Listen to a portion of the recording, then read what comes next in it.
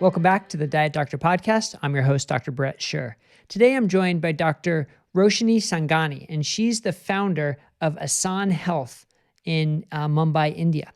Now, she's a US-trained endocrinologist who specializes in type 2 diabetes as well as metabolic disorders for women, and founded this clinic where her focus is not on medications, but on getting people off of medications by using lifestyle therapy. Now, she's also gone on to get training as a personal trainer and in meditation. So it's clear she takes a very broad approach to help people transform their health. But as you'll hear in this interview, she has a lot to overcome in terms of the culture in India.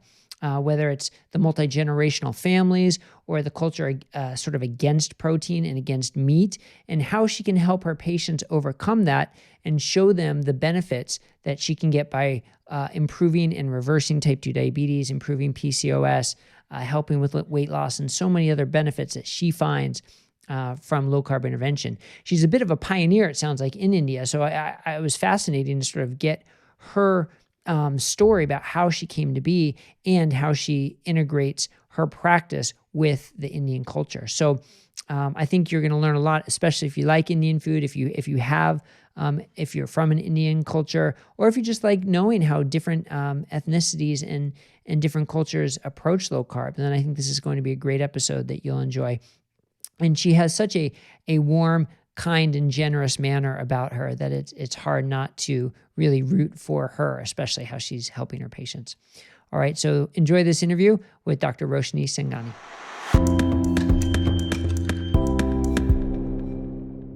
Well, Dr. Roshani Sanghani, welcome to the Diet Doctor Podcast. It's a pleasure to have you here today. Thank you so much, Dr. Brett. I'm so excited to be here. I've learned so much from Diet Doctor, so it's awesome to be here.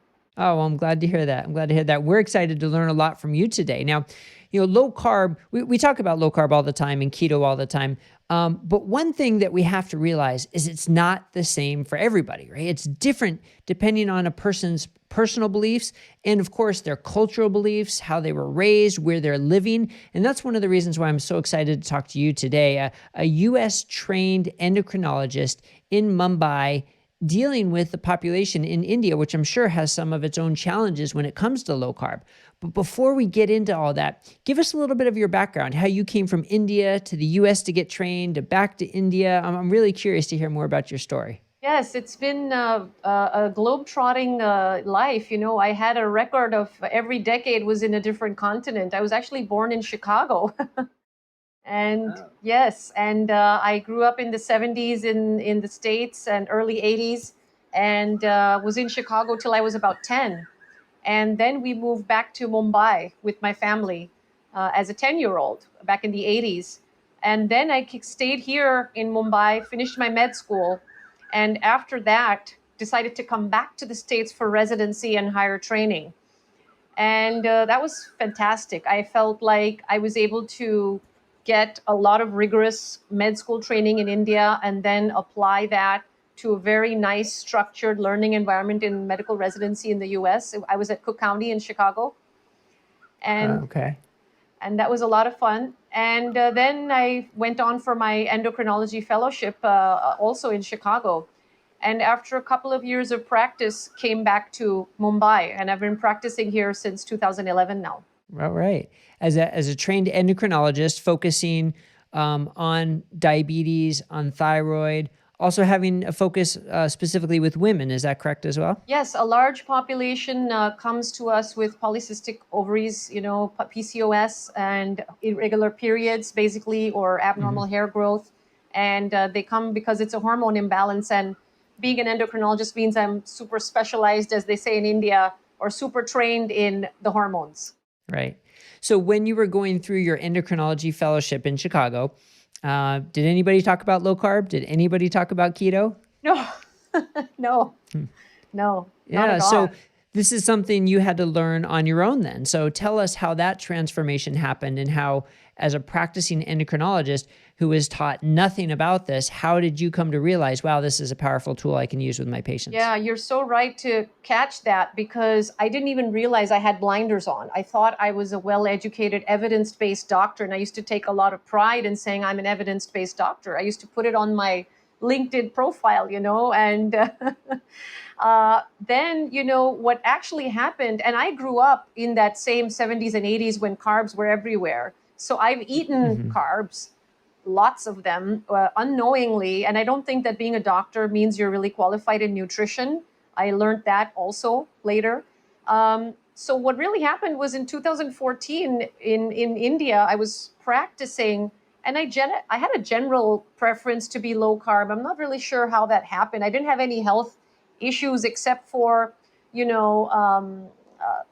just maybe some stress related, I think, because my food had been unchanged when I moved, and there was nothing really going on when I moved from the US to India, but my HbA1c spiked up to 6.1. Wow. So in the pre-diabetic range, not quite diabetic, but certainly not normal, the pre-diabetic I reached range. into prediabetes, and I thought, this is not funny. I'm an endocrinologist, and I had no issues in pregnancy, both my pregnancies, gestational, nothing, I passed all the tests there, no diabetes there. So I was like, what's this? And I figured it was stress related. So I didn't really change my food patterns. I just went back and sort of cleared my head out and started exercising. But the low carb thing, I actually learned from a patient, oddly enough, because it was 2014 and his HbA1c was 16.7%. Wow. That's about as high as it can possibly get, I'd imagine. I really thought, and he was walking, talking, and, he had been sent to me by his physician saying, refer to endocrinologist, refusing insulin. So you do, and so we had this chat, and he said, no, doc, I'm not going to take more insulin. I was like, well, what am I supposed to do? I had my blinders on, and I was like, I've given you 4 different pills. Now the algorithm for treatment says I have to write insulin for you. Your pancreas must be burnt out by now. This is what we were trained to think, that diabetes is chronic and progressive.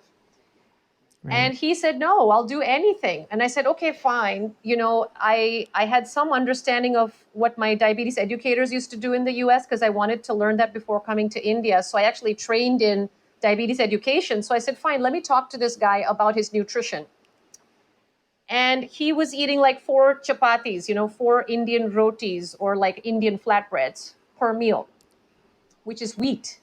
I said, you're on 4 chapatis and 4 medicines a day, and you're refusing insulin, and your diabetes is sky high. So can you reduce your chapatis? And he said, okay, I'll do that. And he came back a couple days later because I was really worried about him. I called him back again sooner. And his blood sugars had dropped from like being in the 350 range. He brought his blood sugars into the 180 range just by going from 4 chapati to 2. Wow. Yeah. That's impressive. Powerful. Those are some powerful chapatis. It's powerful chapatis. And he then proposed the idea to me. He's like, doc, I will go to 1 chapati. I want you to reduce my medication. And I was like, well, if his pancreas is burnt out, how's this going to work? But he did manage to bring his blood sugars down. So his pancreas can't be all that dead, and I was sort of thinking this through in my head without any textbook guidance at all. And just basically listening to the patient passionately trying to convince me about it. And I said, okay, let's try it, but you got to stay in touch with me because I'm worried about you. And luckily, he came back with 1 chapati, and we managed to like avoid insulin all completely because he said, I'm just going to stop chapati. I don't need these. I don't want the insulin injections. Right. So that's a pretty powerful patient experience. And I like sort of how you reference it, that there was no textbook guidance. Like you were kind of flying by the seat of your pants to work this out. But what's the crazy thing is literature does exist for it. Like there have been studies written about it. There have been clinicians who have been doing it for while you were doing this and decades prior, but it wasn't really talked about in the medical community. So you probably felt a little bit alone. And then once you discovered sort of this low carb community, I'm sure there was like this awakening. So tell us about that when you discovered other doctors are doing this, other dietitians are doing this, and it's a thing. It's not just something that was created. Absolutely. And so there was the awakening. There was also a lot of guilt that, oh man, I have sat and had so many conversations telling them that insulin is the right treatment for them because they had such an emotional reaction. And, you'd go to doctor meetings where there's a lecture series on insulin resistance and a lecture series on injection resistance. And, and now I realize that, yes, I'm glad I listened to the patient, and thank God there are other doctors who also believe this and other health professionals. And then I think when you start sending that signal out, you realize you're not alone. And so 2018 is when I found Dr. Jason Fung's work and Diet Doctor. And so I kept doing low carb with patients. I was like, if you don't want insulin, we need to get you low carb. So that became a very big part of my practice.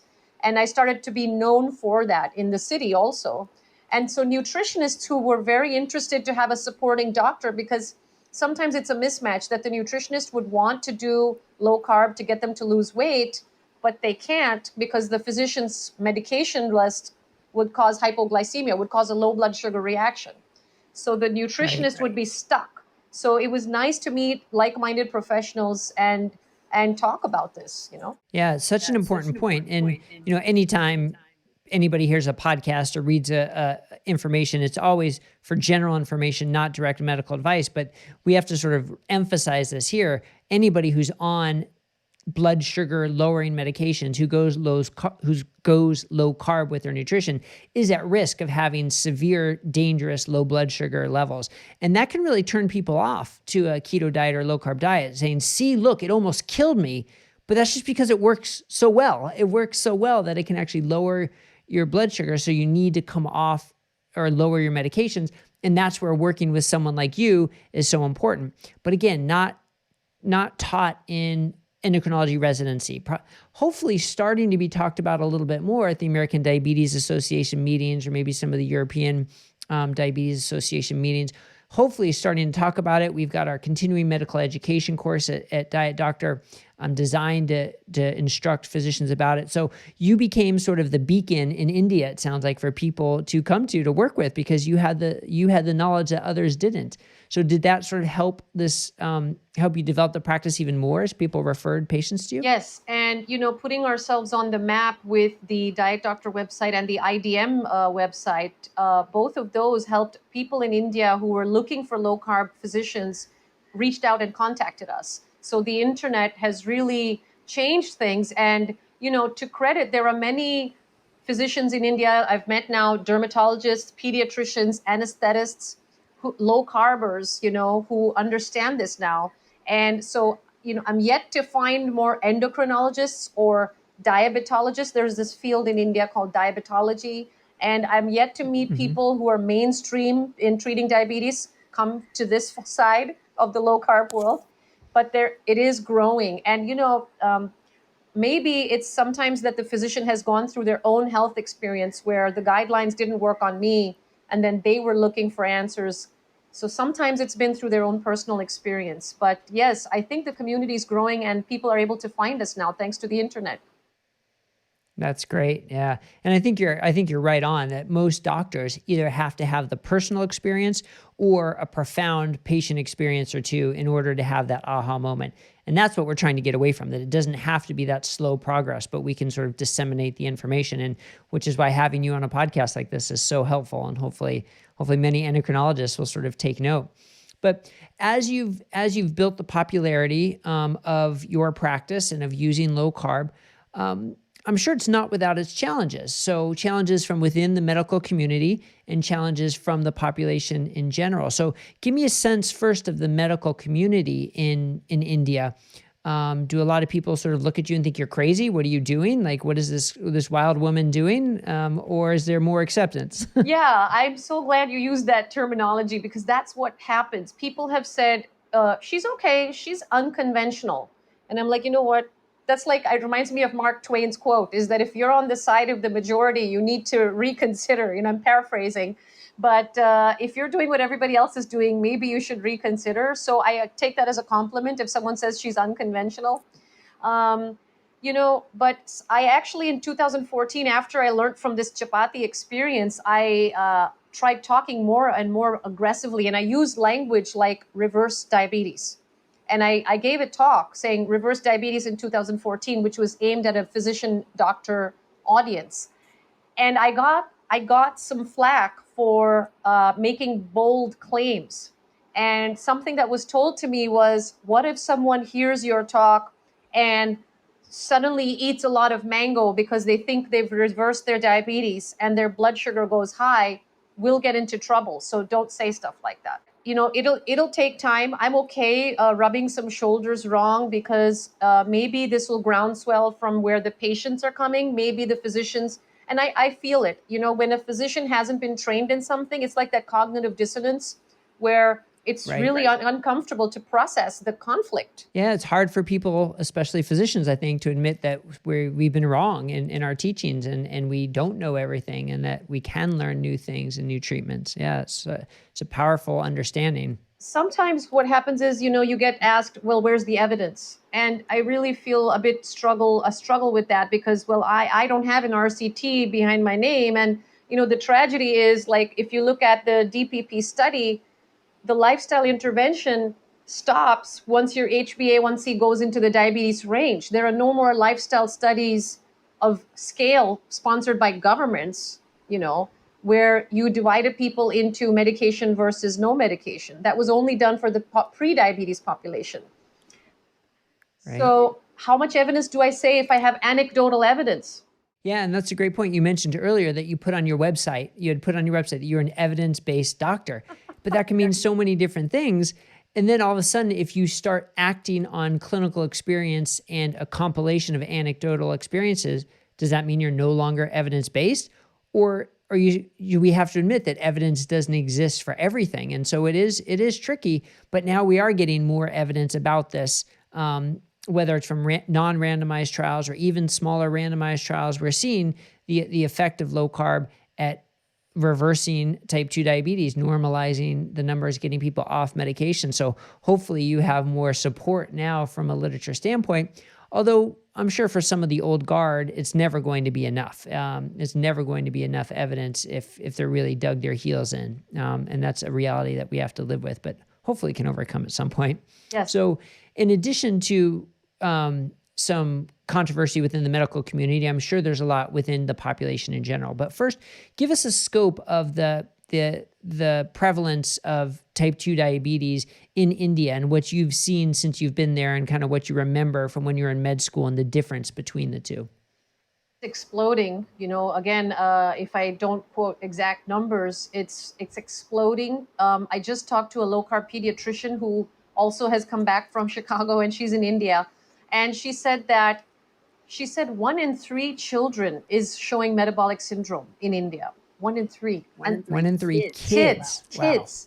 So there's going to be no room left for infectious disease. Non-communicable disease is taking over. So really, it's a very big concern that the next generation is still being pumped with the carbs and the sugary drinks and sugary treats. And I opened up a science book from my daughter's sixth grade. It was an advanced textbook. And it says carbohydrates are energy-giving foods. So the children are still being told, and the parents are looking at the science books and saying, well, carbohydrates are energy-giving foods. So the knowledge at the grassroots level is still going in a way that we have a very big problem with awareness. And so the prevalence and the incidence of diabetes is absolutely skyrocketing. Yeah. And tell me about what you experience in the Indian culture in terms of the food that is possibly contributing to this and may present a hurdle for helping people adopt a low-carb lifestyle to stem this rise in diabetes. Yes, and I think India is struggling with the same sort of dogma that the whole world fell into with the low-fat. Everybody here is scared of egg yolks. The entire country is scared of egg yolks, I'd say, except for maybe a small percentage of communities that are okay with eggs. The majority of people are scared of egg yolks, even now, including doctors. There is a large fear or misunderstanding around protein. And, I give this example that what we've done in India is we've kind of put our ears across the Atlantic Ocean and said, high protein diets might harm your kidneys, but we didn't check the numbers, where high protein is maybe 2 grams per kilogram. And when we do the math on a food recall with our patients, individual food recalls, they're touching about 0.4 to 0.5 grams. And if I try to... That's very low. It's extremely low. And these are good homes, not well-to-do homes. Any home you take, there's this protein malnutrition going on in all levels of society. And taking them to 0.8 grams per kilo, they feel I'm putting them on a high protein diet because it's higher than where they were. Wow, that is a big stereotype or a big misunderstanding for you to have to overcome. I mean, just for reference, for our listeners, the RDA, the recommended dietary allowance for a minimum to prevent protein deficiency, is 0.8 grams per kilogram per day here in the U.S. In a diet doctor, we recommend a moderate protein diet, 1.2 to 1.7 grams per kilogram. So for people to be at 0.4 to zero point 0.6 and feel like 0.8 is a high protein diet is a huge hurdle to overcome. Yes. So, I mean, how do you go about educating people that despite what you've heard, low protein puts you at risk for muscle wasting and sarcopenia and frailty as you age and is not optimal for health? How do you educate people when the internal belief is so strong? It's a big challenge, and what I end up doing is saying, looking at their symptoms, look at what they came to me with. They come to me with hair fall, with frailty, low energy, low immunity. They can't build muscle. They're trying to go to the gym, and they're like, I can't build muscle. And then I just have to make them zoom out. And I'm like, you know what? Today, go to your local supermarket, and here we have open air markets and open vegetable vendors. I said, go to the market when it's crowded, of course, pre-corona. But, Right. go have a look at a crowd of people and tell me how many muscular Indians you see. How many Indians do you see with any kind of muscle definition? Except for the labor workers who are doing repair work of building construction sites. There's nobody else who has muscle. And so they're like, yeah, yes, you're right. Or hair. I tell them hair is protein. Immunity requires protein. So when I show it to them through their symptoms, and I'm like, try it for a week. And the other contradiction that they face is somewhere in the Indian nutrition books. I don't know which book. I need to go and make those publishers retract that chapter, where they have been convinced that uric acid will go up if you eat protein, that you will get gout. And everybody's scared of that. And I'm like, you already have a high uric acid.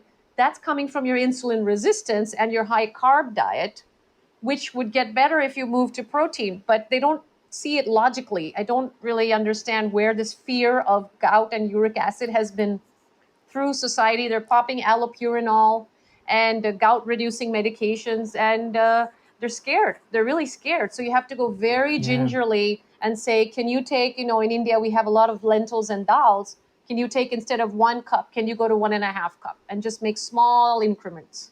So, and what about the percentage of vegetarians? Because I read somewhere that in India, it's the country, the second low, wait, let me phrase this right. Of the countries that are vegetarian, basically it is number 2. And what was it? Bangladesh was number 1. But then I read somewhere else that only about 30% of the country is vegetarian. So what do you see in your patients in terms of vegetarian and resistance to meat because of the social constructs of around meat? Yeah, it's a very important question. So when they are asking a population, do you self-report yourself as vegetarian? It might be 30%. Because the ones who call themselves non-vegetarian, they still might be taking, so the word here is, the default here is vegetarian. If you eat meat, fish, or eggs, it's called non-vegetarian. Like you go to a fancy restaurant, the menu will have the veg menu and the non-veg menu. That's the way it is. So it's just puts a paradigm where even meat eaters don't call themselves meat eaters. They call themselves, I'm non-vegetarian. Wow. So the default, the assumption is everybody's vegetarian. And if you're not, then you're sort of the special case, the minority. That's the culture. Yeah. Everybody who in India, there will be no confusion when you say non-veg. Everybody knows what that means. And, but even someone who self-reports as non-veg, when we do the diet recall, they're not all eating meat at lunch and dinner every day. They might make meat once a day. They might make meat in the house twice a week, and the rest of the meals are all vegetarian. So they're self-reporting as non-veg, but their protein intake is still as low as what we were talking about, 0.4 to 0.5. And it's almost a bit sheepish the way some of them will say, no, I only take 1 or 2 pieces of the chicken. I only dip my chapati in the gravy, and I just take the curry flavor, but I don't. It's almost like they're apologizing for taking meat. Yeah, and so that must be the culture that's been around for for generations in India to keep promoting that and pass down from the elders down to their kids, that they do have to be sort of embarrassed or apologize for eating, and not just meat, but it's also chicken and fish, that it plays out in all of that. So when you are working with somebody with type 2 diabetes and you're educating them about the importance of a low carb diet, and restricting the carbs, and then they have to fill those carb calories with something else, or do you have to get creative with vegetarian sources of protein and vegetarian sources of fat? I mean, is that really what your balancing act? That really is, because you have to work with the family. Still in India, usually people are cooking at home. That's the default. It's not still a sort of grab and go food culture. So, the working people are maybe grabbing lunch from outside, but there's a very large tendency to cook at home. And so that helps, because then you can start providing them recipes. And so we use a lot of the keto recipes from Diet Doctor. Now the database of low carb vegetarian recipes is going up. There are now books and books. So we like, using the healthy fats, and coconut is a very big part of it. Has a high acceptance here because of the coastal climate. So coconut is something that we use a lot. Tofu, a lot of Indians will cringe at the idea of tofu. They don't seem to like it. They find it bland. So I try to get them to accept, at least a non-GMO form of tofu as a good protein if you're going to be plant-based. Yeah, so tofu is an interesting one, and I wanted to ask you about that, because really tofu takes on the flavor of sort of whatever you cook it with. So I'd imagine there's such Indian spices, or such good spices. I'd imagine you could get creative with tofu. But my guess is, again, if sort of culinary guidance gets passed down from the generations, the grandparents don't know what tofu is. They never ate tofu. So they're not going to educate their kids about how to cook with it. So maybe there is something lost there among the generations, I'd imagine. You're absolutely right. And, maybe another contrary example is when I said low carb to one of my school friend's mom. She's Gujarati, so pure vegetarian, which means no eggs. And she wanted to have the spicy Indian flavor profile on her palate while trying to go low carb. So they made a Indian spice bread with psyllium husk, coconut flour, almond flour, flaxseed meal, and then all the Indian spices, and it was super spicy.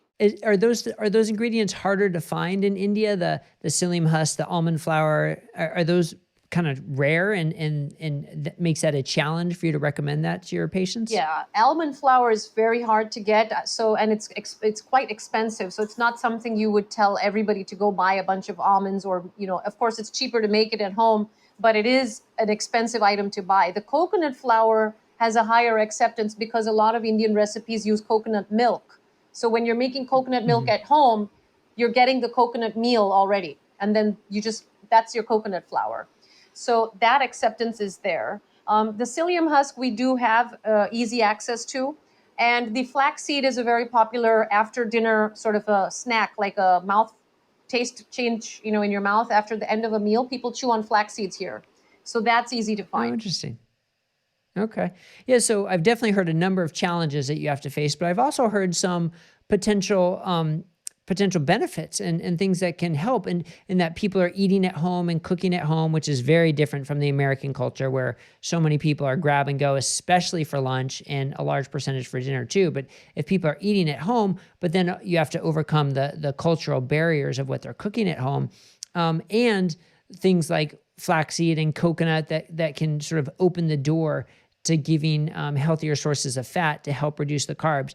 But then let's talk about bread. I mean, different versions of bread are so prevalent. And like you said with your patient, having them go from 4 down to 2, down to 1, I mean, it must have been a struggle in the beginning, and you probably struggle with that with so many of your patients. So how do you help them sort of wean off their bread to improve their type 2 diabetes? That's an important question. And, everybody calls themselves a foodie. Everybody likes that sort of high that you get from your carbs. And that's probably global, And so the Indians love their breads and their Indian breads, or even their toast with the eggs in the morning. So again, I do a trade-off. So sometimes when you ask them, they'll say, I take 2 pieces of toast and 1 or 2 eggs. I'm like, can you make it 1 piece of toast and 3 eggs? Just swap quantities.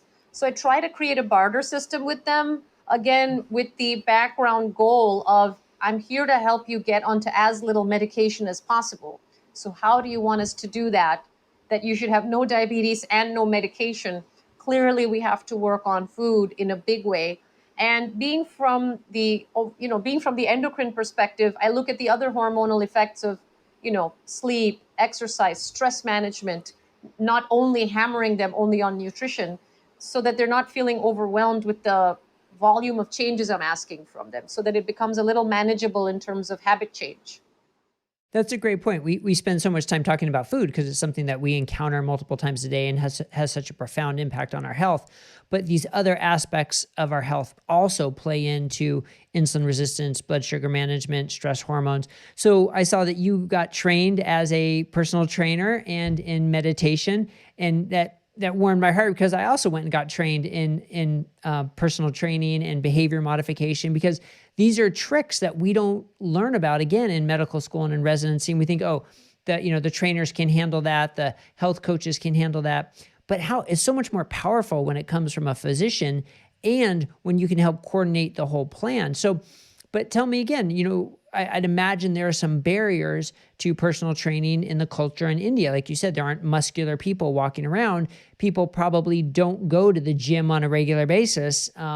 It's not part of the culture. So what are some of the hurdles you have to overcome with the Indian population to get them to start exercising? Yes. Again, a huge piece there, because the first reaction, because we don't have a fitness culture yet, although it is growing, on the optimistic side, the fitness, what do they call those, influencers? We do have Indian influencers now, a growing population of influencers who are representing the fitness industry now, which is a great thing. And but I say, look, you're tired. You're not feeling energetic. It's just really sort of the behavior modification aspect is put their symptoms on the table and show them how, if they want to have better insulin resistance, better insulin sensitivity, building muscle helps that. And in India, one other very big thing that happens is we live in joint families, and a lot of us have seen our elderly grandparents fall and break a bone and never recover from a broken hip or a broken, leg.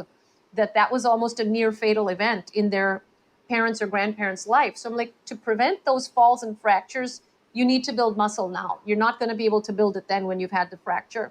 So it's going to help with your diabetes. It's going to help with your energy levels and fitness and strength levels. And it's going to help you prevent falls. And it's going to help you get off medication. So, Right. Right. So sad that it would require an example like that, but that is a very powerful example when you see it firsthand. Yeah. So let me ask you, have you seen anything in terms of medications, in terms of interventions that works as well for type 2 diabetes as a low-carb diet combined with exercise? No. My prescription profile has been shrinking. I don't remember the last time I wrote an SGLT2 inhibitor, a GLP-1 analog, long-acting insulin, pre-mixed insulin for type 2 diabetes, TZDs. I haven't written sulfonylureas. I didn't use at all. But even all of those other medications, I haven't prescribed them in a very, very long time. It's metformin and lifestyle change. This has been the biggest shift in my practice. Although I'm trained, they say, give me the other medication. I'm like, no, if you can't change your lifestyle, maybe you should change your doctor. I mean, that's so powerful to hear. Someone who's trained in endocrinology, specializes in diabetes, all the medications better than anybody, but you don't use them. You don't need them. And you're still seeing success with your patients, despite having to overcome a lot of stereotypes and a lot of cultural barriers. You're still seeing that success. That's incredibly powerful. And not just with the type 2 diabetes. We started off by talking about how you also specialize in women's health. So tell us some of the effects you've seen for women specifically. What are the challenges you see with them, and what are some of the successes you've seen? Yes. So the same insulin resistance is affecting young women at the level of acne and at the level of irregular menstrual periods, at the level of infertility. That's a big concern. Of course, weight, and I don't want a gender stereotype here, but it does tend to come in that the younger women are more and more worried about their weight, especially at the time of marriage, I will more often see the average Indian family bringing in a daughter of marrying age saying she needs to lose weight before she gets married. Not so many parents bringing in their sons, although the weight issue is on both sides. It's unfortunately a bit of a dogma or a stigma, expectations of what people should look like. And it's not the way we want to endorse things, but it's on the woman's mind, whether I like it or not. So these are some of the challenges. And another specific issue that comes up is because of a historically patriarchal culture, the woman ends up being a centerpiece. She's the one cooking for the entire house. And they unfortunately sometimes take on this role of, I have enough energy to cook specially for my in-laws and for my husband and for my kids. They have 3 different needs. And then on top of that, if you want me to go make low carb for myself, that's not happening because everybody else wants their carbs. Yeah. So the importance of bringing in the whole family together is even, I mean, I always talk about that in terms of getting your family on board when it's just your spouse and your kids. But then when you have in-laws on top of that, because the multi-generational family living together, that makes it that much more challenging, because I'm sure they're like, we've been eating this bread for 50 years. Why are you telling us to stop now? No way. That's a lot harder than telling a 20-year-old, 30-year-old that they need to change. Wow. So that's even one more hurdle you have to deal with. Yeah. And so again, I have to kind of relate to them at their level and speak from a place of self-love. And that's where the spiritual aspect comes into play is, you're trying to give them what they want because you care for them. And it's not like they want to harm you, and sort of build that compassion where you allow yourself to create a bubble for yourself and say that, what, once you transform yourself, it's inevitable that the others are going to take notice that your health is getting better. And they're going to start looking around at you that, what's she doing? She's doing something. Yeah, that's so powerful, that having success be its own educator, basically, that watching some person with their success can educate others. And that's something we like to do at Diet Doctor by promoting the success stories on our website. So I wonder, is that something that you can start, or that we can help start even in India, to help promote success stories so people can see, oh, they're reversing their infertility or their PCOS and they're getting off their diabetes medications. Look at all these examples. It's not just some crazy concept that goes against my beliefs, but is actually happening. Like, is there room to start that sort of groundswell in India? Definitely. And, at a very small level, we're taking testimonials from patients one-to-one, saying the same thing to them as, there are probably 100 other women out there who could benefit from your story. And a lot of people are stepping forward because they want people to benefit from being able to do this yourself. Let your body start healing itself. And, a happy story is a lady who had PCOS. She had irregular periods, 5-6 months at a time. She would not have a cycle. And so she and her husband had kind of given up trying on for a baby. And she was working with us on diabetes reversal. And so she went low carb. She started intermittent fasting. And then 5 more months, no period, but she had back pain. And she showed up at the MRI office and they were like, did you forget to tell us you're pregnant? Because we see a baby in there. She's wow. Yeah, she didn't know. She didn't know. Oh my goodness, that's crazy. You mentioned intermittent fasting, so actually let's talk about that for a minute. In the United States, the culture for a number of people had become, breakfast snack, lunch snack, dinner snack, this constant snacking and grazing. Has that been the same in India? And has that made it a challenge to talk to people about time-restricted eating, intermittent fasting, and the benefits those can have on insulin resistance and weight and so many other metabolic markers? Absolutely. It's so big. It's such a huge barrier because especially with the diabetes prescriptions causing low blood sugars, everybody's brainwashed into eat because otherwise your sugar will drop. And, right. It's culturally expected that wherever the person with diabetes goes, they need to be fed on time because otherwise their blood sugar is going to drop because they need to take insulin. And now you see that whole thing backwards. You're like, no, if I stopped giving you insulin, you wouldn't need to keep eating. So it takes some time for people to buy into that.